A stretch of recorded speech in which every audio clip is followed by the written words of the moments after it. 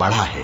اور اگر تم لوگوں کو معلوم ہو کہ میاں بیوی میں انبن ہے تو ایک منصف مرد کے خاندان میں سے اور ایک منصف عورت کے خاندان میں سے مقرر کرو، وہ اگر صلح کرا دینی چاہیں گے تو اللہ ان میں موافقت پیدا کر دے گا۔ کچھ شک نہیں کہ اللہ سب کچھ جانتا ہے، سب باتوں سے خبردار ہے۔ اور اللہ ہی کی عبادت کرو اور اس کے ساتھ کسی چیز کو شریک نہ بناؤ، اور ماں باپ اور قرابت والوں اور یتیموں اور ناداروں اور رشتہ دار ہمسایوں اور اجنبی ہمسایوں اور پاس بیٹھنے والوں اور مسافروں اور جو لوگ تمہارے قبضے میں ہوں سب کے ساتھ حسن سلوک کرو۔ بے شک اللہ تکبر کرنے والے، بڑائی مارنے والے کو دوست نہیں رکھتا۔ جو خود بھی بخل کریں اور لوگوں کو بھی بخل سکھائیں، اور جو مال اللہ نے ان کو اپنے فضل سے عطا فرمایا ہے اسے چھپا چھپا کے رکھیں، اور ہم نے کافروں کے لیے ذلت کا عذاب تیار کر رکھا ہے۔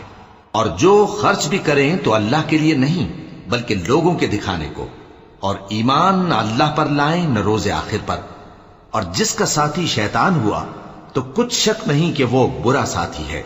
اور اگر یہ لوگ اللہ پر اور روز قیامت پر ایمان لاتے اور جو کچھ اللہ نے ان کو دیا تھا اس میں سے خرچ کرتے تو ان پر کیا مصیبت آ پڑتی۔ اور اللہ ان کو خوب جانتا ہے، اللہ کسی کی ذرہ بر بھی حق تلفی نہیں کرتا۔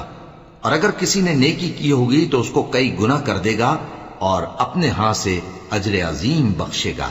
بھلا اس دن کیا حال ہوگا جب ہم ہر امت میں سے احوال بتانے والے کو بلائیں گے اور تم کو اے نبی صلی اللہ علیہ وآلہ وسلم ان لوگوں کا حال بتانے کو بطور گواہ طلب کریں گے۔ اس روز کافر اور پیغمبر کے نافرمان آرزو کریں گے کہ کاش ان کو دھسا کر زمین برابر کر دی جاتی، اور وہ اللہ سے کوئی بات چھپا نہیں سکیں گے۔